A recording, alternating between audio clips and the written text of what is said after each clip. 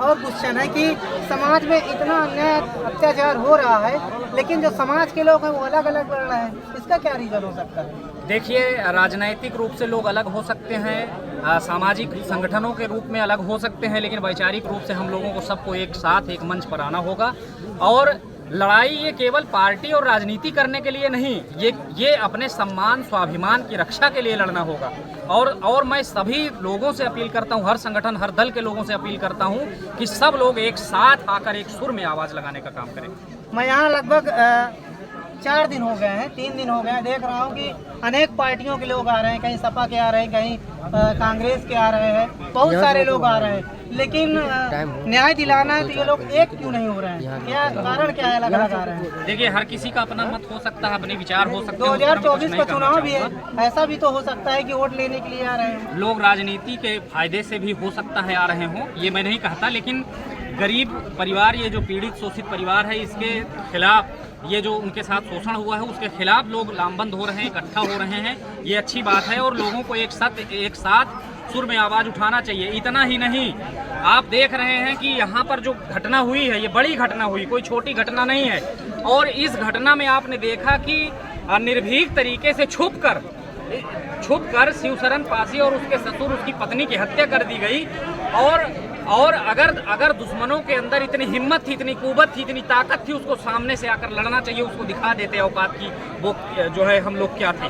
दूसरी नमस्कार दोस्तों, इस वक्त देख रहे हैं आप बहुजन नजरिया। इस वक्त मैं कौशाम्बी जिले के चायल विधानसभा मुहद्दिमपुर पंडा का जो चौराहा है, जहां ट्रिपल हत्याकांड हुआ है, उस घटनास्थल पर मैं इस वक्त मौजूद हूं। तो हमारे साथ काफ़ी लोग हैं। प्रदीप माही जी हैं जो प्रयागराज से चल के आए हैं, नरेंद्र कुमार सरोज हैं जो जिला पंचायत 16 वार्ड से हैं, और मनका प्रसाद सरोज है जो एडवोकेट हैं, इनसे बातचीत करेंगे। और अनूप पासी जी हैं, उनसे भी बातचीत करेंगे। अक्षय पासी एडवोकेट जो इलाहाबाद से हैं, उनसे भी बातचीत करेंगे कि आखिर माजरा क्या है, ये मामला क्या है। तो इस वक्त हमारे साथ प्रदीप माही हैं, नज़दीक से भी तो क्या मामला है यार, ये क्या मामला है यहाँ का? देखिए, 2 दिन पहले यहाँ पे एक ही परिवार के पिता, बेटी और दामाद की हत्या कर दी गई। साथ ही साथ जिस बेटी की हत्या हुई है उनके गर्भ में 6 माह का बच्चा भी था, और इसमें 8 लोग नामजद हैं और अभी तक मात्र 1 लोगों की गिरफ्तारी हुई है। प्रशासन ढीला हवाली कर रहा है। इस प्रकार से आपके कौशाम्बी जिले में लगातार जो अनुसूचित जाति के ऊपर घटनाएं हो रही हैं और प्रशासन हाथ पर हाथ बैठे रखा हुआ है। भाजपा की सरकार है और भाजपा सरकार में जो है कि डिप्टी सीएम है इसी ज़िले से, फिर भी अभी तक कोई कार्यवाही नहीं हुई, जिसको लेकर के पूरे प्रदेश भर के अलग अलग ज़िलों से लोग इस परिवार को न्याय दिलाने के लिए आ रहे हैं। और हम सब भी उसी सिलसिले में यहाँ पे आए हैं कि उस पीड़ित परिवार को न्याय मिल सके। क्या लगता है आपको, न्याय मिलेगा? अब न्याय की गुहार लगाई जा रही है। जिस सरकार में न्याय नहीं मिल रहा है तो क्या हम लोगों का कर्तव्य इतना है कि न्याय की गुहार हम लोग लगा सकें। शेष लोगों को ये भी पता चले कि ये सरकार कितना न्याय देने का काम कर सकती है। हमारे लोग कहते हैं कि उत्तर प्रदेश गुंडा मुक्त हो गया है, उत्तर प्रदेश में कहीं गुंडा राज नहीं है और बाबा जी का बुलडोजर चलता है। जब तीन लोगों की हत्या हुई, एक नवजात शिशु जो कि गर्भ में पल रहा है, गर्भ में पलने वाले उसकी कौन सी दुश्मनी थी, उसकी भी हत्या हो गई, और फिर भी योगी जी का बुलडोजर अभी तक नहीं चला। बुलडोजर की बात तो बहुत दूर की बात है, अभी तक जो आरोपी हैं वो गिरफ्तार भी नहीं हुए। तो हम कैसे न्याय की आशा कर सकते हैं। और यहाँ के लोगों से एक जानकारी भी मिली है कि जो बेटी और दामाद मारे गए हैं उनका गांव डिप्टी सीएम का गांव, फिर भी डिप्टी सीएम अभी तक यहाँ पे आ नहीं पाए। उनको गंगा स्नान करने जाना होता है तो पहुँच जाते हैं, अभी कहीं पे गाय मार दी जाती है तो ये लोग पूरे हिंदू राष्ट्र का ढिंढोरा पीटने वाले पहुँच जाते हैं। क्या अनुसूचित जाति के लोगों का केवल उपयोग करने के लिए लोग हिंदू करते हैं, और आज उनके ऊपर जब अत्याचार हुआ, उनकी हत्या हो रही है, तब ये लोग नहीं वहाँ पहुँच रहे हैं कि उनको न्याय मिल सके। आप कह रहे हैं कि योगी जी का बुलडोजर नहीं चला, तो योगी जी क्या कहते हैं, योगी जी का बुलडोजर कई जगह चला, गुंडों को हटाने के लिए उनका बुलडोजर चला है। गुंडों को हटाने के लिए नहीं चला, उन्होंने जो भी उनके विरोध में जो भी उनके काले कारनामों का विरोध किया उसके यहाँ केवल बुलडोजर चला है। और जो उनका पक्षधर रहा हो, कितना बड़ा भी अपराधी रहा हो, लेकिन उसके यहाँ बुलडोजर नहीं चला। आप बताइए, अगर बुलडोजर चला है, आप यहाँ पे होंगे कई दिनों से, किसी भी अपराधी के घर पे बुलडोजर चला? कोई अपराधी जब पकड़ा नहीं जा रहा है, वो कहाँ भागा हुआ है, तो अगर वो नहीं हाजिर हो रहा है, नहीं आप पकड़ पा रहे हो, तो उसके घर पे बुलडोजर चलवा दो। क्यों बुलडोजर नहीं चल रहा है? आप केशव जी को कह रहे हैं कि अभी तक यहाँ नहीं आए। केशव जी उत्तर प्रदेश के डिप्टी सीएम हैं, तो अनेक जगहों में उनको समय ना मिला हो या कहीं बिजी हो, ऐसे बहुत सारे मामले हों जहाँ हो गए हों, इस वजह से ना आ पाए हों। वो आप सही कह रहे हैं, लेकिन व्यक्ति सबसे पहला जो अहमियत देता है वो अपने गांव सभा को देता है। और उनके गांव का मामला है, उनके गांव के 3 लोगों की हत्याएं हुई है। एक उनके गांव की बहू मारी गई, एक उनके गांव का बेटा मारा गया, एक उनके गांव का भविष्य जो पेट में पल रहा था वो मारा गया। उससे भी बड़ा उनके लिए कोई काम हो सकता है क्या? उनको डिप्टी सीएम बनाया गया तो कम से कम अपने जिले के लोगों को तो ख्याल रख सकते हैं। नहीं जिले के लोगों को ख्याल रख सकते हैं तो घर के गांव के लोगों को तो ख्याल रख सकते हैं। अगर नहीं इतना कर सकते तो छोड़ देनी चाहिए उनको कुर्सी। योगी जी कहें राम राज्य है, यहाँ पर कोई अन्याय अत्याचार नहीं हो रहा, तो क्या लग रहा है आपको? रामराज है ना। रामराज में जो उस समय के अनुसूचित जाति के लोग थे, जो अछूत लोग थे, उनके ऊपर अत्याचार होता था, वो अपनी आवाज नहीं उठा सकते थे, अपनी बात नहीं रख सकते थे। वही तो हो रहा है कि अनुसूचित जाति के व्यक्ति को मारा जा रहा है और राजा खुश है, राजा से कोई मतलब नहीं है, वहाँ से ट्वीट भी नहीं आ पाया अभी तक। यही तो रामराज है। अच्छा, जो ये मामला हुआ है उसका असल मामला क्या है? जमीनी स्तर पर जो देखा जाए तो ये मामला मुद्दा क्यों तैयार हुआ है? ऐसा क्या रीजन हुआ कि लोगों को मारना पड़ा? उन लोगों को क्या मामला हो सकता है? देखिए, हत्या का कारण केवल यहाँ का प्रशासन है। यहाँ के लोगों ने कई बार विवाद को लेकर के अपना प्रार्थना पत्र दिया, लेकिन यहाँ के जो अधिकारी हैं, जो पुलिस प्रशासन है, उन्होंने तनिक भी उसे गंभीरता से नहीं लिया और केवल उसे रद्दी पेपर की तरह उसे फेंक देने का काम किया। अगर उसी समय से उन्होंने गंभीरता से लेकर के इन लोगों की आवाज को, जो इन लोगों की प्रताड़ना हो रही थी, उसके विरोध में यहाँ आए होते तो शायद आज उनकी जान न गई होती। आपने अभी देखा 2 मिनट पहले कि यहाँ जब तमाम प्रतिनिधि मंडल जो आया है, उनके बीच में उनके घर के लोग घुस आए। हत्या करने के बाद भी उनकी हिम्मत देखिए कि वो यहाँ लोगों के बीच में, अभी जो लोगों ने दौड़ाया आपने देखा होगा, तो सोचिए ये कितने बड़ी उनके अंदर की हिम्मत कही जा सकती है कि 3-4 हत्या करने के बाद भी इतने लोगों के जमावड़े में वो बीच में आ जा रहे हैं। तो उनकी हिम्मत है, तभी तो अपराधी बेखौफ है ना। उनके अंदर तनिक भी खौफ है, उनको लगता है कहीं से डर है। अगर डर होता तो यहाँ आते, जो अपराध करता हो भागे भागे फिरता है। वो तो कह रहे थे अपना मतलब बताने आए थे कि हम लोग को ये खुद ही मार रहे थे, ऐसा बताने आए थे। तो वो लोग मार रहे थे तो उसको जाना चाहिए, FIR करना चाहिए। किस लिए थाना बना है, किस लिए सरकार ने प्रशासन को लगाया है कि अगर कोई आपके साथ में गलत व्यवहार कर रहा है तो आप उसको गोली मार दो, कि आप जाओ वहाँ सूचना दोगे। ठीक है, अगली कड़ी में हमारे साथ मनका प्रसाद जी हैं, बातचीत करेंगे। क्या लगता है सर, न्याय मिलेगा? जी, न्याय तो यहाँ मिलता दिखाई नहीं दे रहा, लेकिन न्याय के लिए समाज के लोग लड़ेंगे।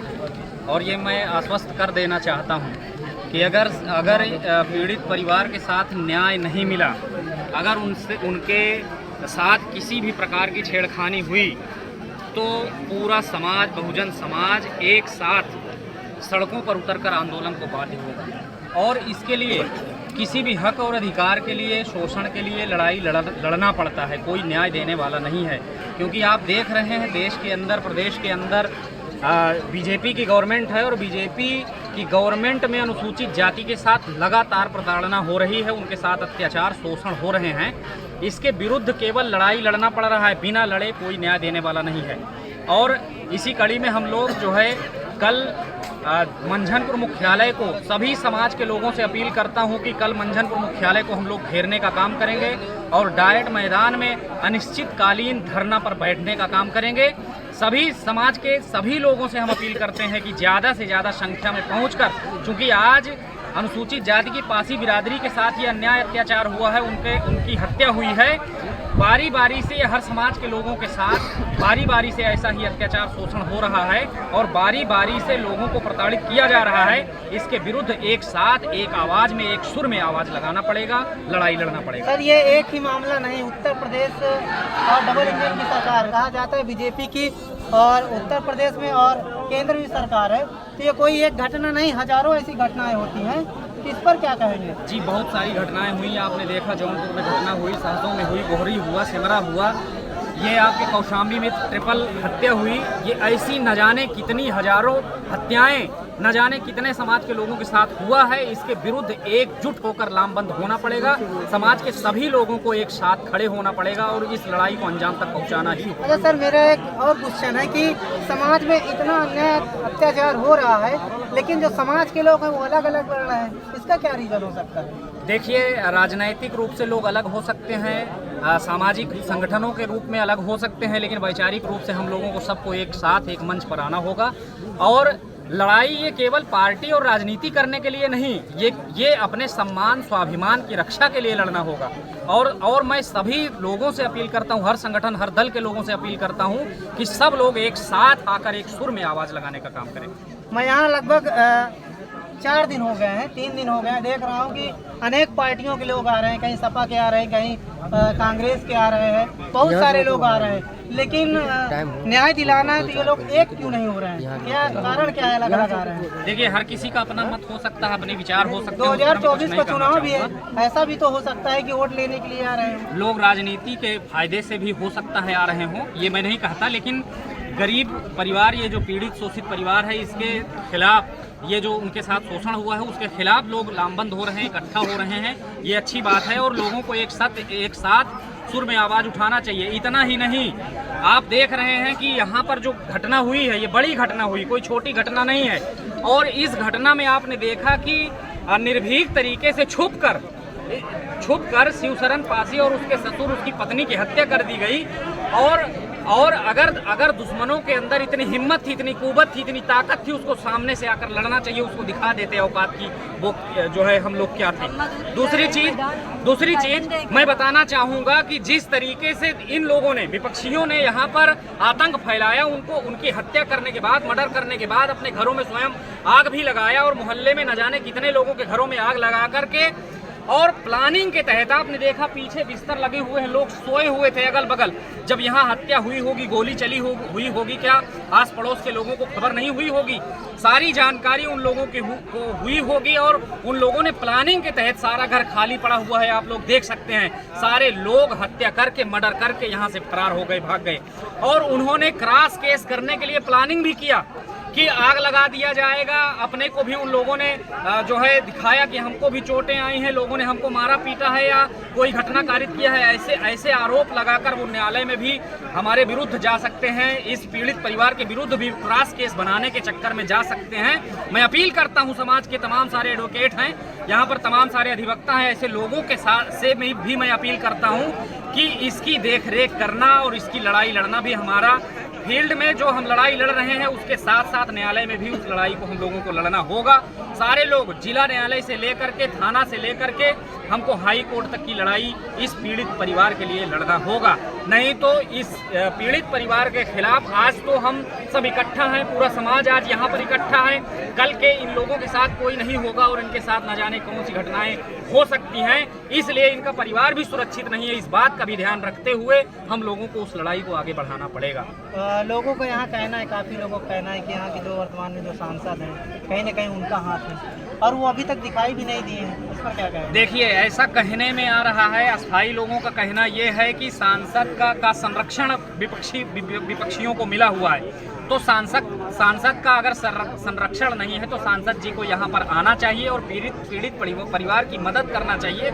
विपक्षी जिन लोगों ने इस तरीके की घटनाएं की हैं, जिन लोगों के विरुद्ध मुकदमा दर्ज है, उनके खिलाफ जिस तरीके से सांसद महोदय ने अभी जितेंद्र सरोज के घर में बुलडोजर चलाने का काम किया था, इसी तरीके से इन विपक्षियों के घर में भी बुलडोजर चलाने का काम करें, तब हम मानेंगे कि सांसद महोदय निष्पक्ष हैं। सर, और एक कहना चाह रहा हूँ कि बहुत सारे लोगों के नाम जमीन है, जहाँ तक कि सांसद हो या विधायक हो, जो आवाज़ उठाने आए हैं, कहीं ना कहीं देखा जाए तो जो लोग भी ज़मीन का जो भी कब्जा होगा।